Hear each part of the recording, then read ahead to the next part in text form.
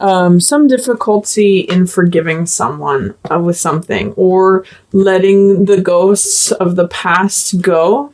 The reason I say that is that with Judgment appearing here in the reverse position, Judgment is a card about, we see these souls who are coming up from the graves. These represent the past, old karma, old lives, old history. And we can see in the Judgment card, this triumphant trumpet of fire is renewing the spirits of all of them and letting them go. So this is really a powerful card of forgiveness, letting the ghosts of the past go. It actually brings things back to life when you employ this sort of cleansing fire of forgiveness. In the reverse position too, also sometimes Judgment can mean criticism, and means being overly judgmental about something, like saying, I'm banishing you, I'm not letting go of this, I'm holding on to old grudges.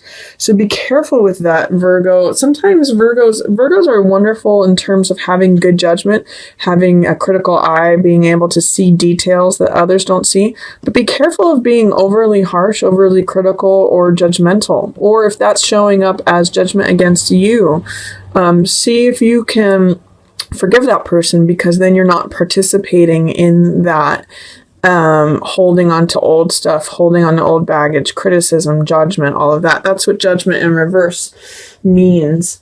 And with Seven of Cups showing up here, this is a card of wishes, a card of hopes, a card of different options that are before you. You may be tempted into like fantasy land when this card shows up at the beginning of June, Virgo. Be careful that whenever I see this card, I always say, be careful that what you see is what you get. This has a real Neptunian fog to it. And we can be attracted by many different things, like victory, riches, who we want to pretend we are. This mask can be like who we think we should show up as. This can be, dragon is power. We want the fortress or the castle. There's all different kinds of things going on here. And it's really a card about where your heart is and what you desire. So this card can sometimes be called temptation, infatuation, delusion, or confusion. Again, that Neptunian fog means that things aren't being seen clearly. And often when this card shows up, it means you could be seeing things through rose-colored glasses. So I'm going to say right now is not a great time to make decisions about something, Virgo. This is like all the options that are sort of glittering and in front of you. And Two of Swords here is a dilemma, having a tough time making a decision and just checking out, blindfolding yourself. Often what I'll say with this card is that the way out of this is by making a decision or taking action. I want you to be careful with your decision making. It shows like there's going to be an evolution in the beginning of June from seeing options that are maybe rosier than the truth. This means not taking action, not making a decision, being stuck in dilemma, avoiding a conflict, avoiding a decision, checking out, essentially. It's going to be later in... If towards the beginning of June you're having a tough time making a decision with something, or you're not sure if you're seeing things for what they really are, wait until Chariot shows up for you. Wait until you have an intuition about it, because Chariot is a great decision maker. He knows when to turn left and when to turn right. He knows how to balance the logical and analytical mind versus the passionate, feeling mind. So left brain and right brain, he's able to balance those two, and he has a good hunch, intuition, and he always crosses the finish line. This is a card of victory and success and control with the mind. So I want you to take some time out at the beginning of June, Virgo. See, your judgment is a little clouded at the very beginning, and it's giving you a tough time in making a decision between something. Wait until like the later half of, say, around June 7th to 10th before you make any decisions. I'm going to say after the new moon, because that's when the new moon is June 4th, and that's when this guy's showing up. That's when this crescent moon is showing up. That's when good decision making is happening. So wait till at least after the 4th. I would say that's the new moon here. You may still be having a tough time with something, but around the 7th or the 10th, you should be good to go with your decisions should lead to success around that time, and your judgment will be back on track. Towards the middle of the month, there's interesting things happening. It's sort of centered around the home here. This is 4 of Wands. So this is the marriage home. This is the castle. This is celebration, joy. This could mean also just staying at home, working on your garden, working on projects related to the home. You may even feel like you're kind of a hermit at your home, looking for the truth. Like you may be looking for the truth in relation to your home. I kind of see it as you spending time by yourself, in your home, feeling grounded there. And really, actually, there's a lot of fruitfulness that's going on there. I see this as from the decision made around the new moon. Empress is when all things flower. Empress is feeling satisfied. This is beautiful here with King of Cups. This is like marital bliss in many ways. This is the person who is the perfect partner. And Empress is someone who's sexually satisfied. She's prosperous. Everything, she almost has the Midas touch where everything she touches turns to gold. It's got all this like pregnant energy. If you're trying to get pregnant, middle of June is a great time for you, Virgo. This is celebrating everything that grows. And Empress is one of those cards that just represents fullness and richness, vitality. She often is surrounded by plants and animals. And it's a great time for emotional fulfillment as well. She's one of the most feminine cards of the whole deck. She represents, she is very in touch with Venus energy and the harvest, collecting abundance and prosperity. And King of Cups represents emotional fulfillment, master of emotions, as well as the perfect partner and the perfect father. So there is some nice dynamic energy going on and available to you, especially in regards to the home. I'm just seeing this as like a lovely home filled with, there might be a lot of fulfillment available to you in the home. And you might be searching for those truths regarding that. Virgo, for June. And then towards the end of the month, things might be seeming a little upside down.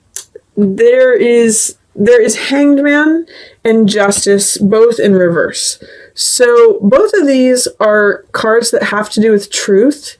For Hangman, it has to do with his own personal truth, doing things his own unique way, even though others might not support it. But he finds spiritual fulfillment in just hanging there. He finds comfort. And he's not worried about what everybody else thinks. He does things his own way. Justice is about rendering a verdict, connecting to truth, weighing evidence, coming out with what is actually true in the situation, making a decision, making sort of like a finality about something. But both of these are related to truth and verdicts. He's the person who's usually a verdict is rendered upon. And this is the person making the decision. So in some ways, I'm kind of seeing this as related to what's happening at the beginning here of bad judgment. Justice is upside down.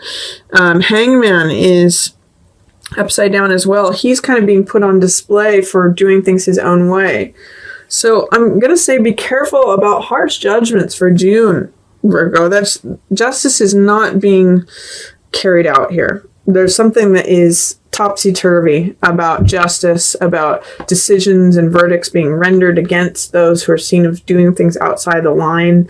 Judgments upside down. The one time you do have success with your judgments is towards, like I said, around June 7th to 10th. So right after that new moon, epitomize on that time or capitalize on that because it's a good time for you to make judgments. And I mean, this is very full and rich here.